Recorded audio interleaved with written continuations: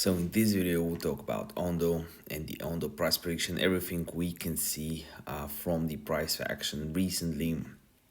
We've had this huge dump, and the question is, are we at a position to be buying here? Obviously, this video is no financial advice, but I want to show you, I believe the 73 cents to 61 cents area is a new accumulation area.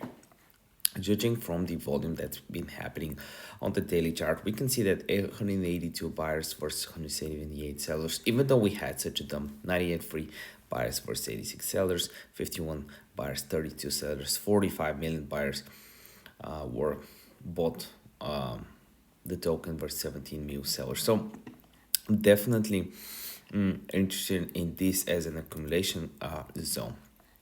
Where would I be going with this move? So point of control is right here. It's bearish, 213 versus 205, which is around 5% difference. So what I would be interested in doing is basically stacking up positions like so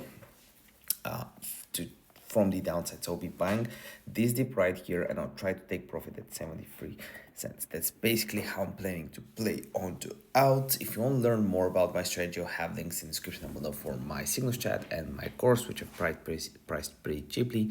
See you next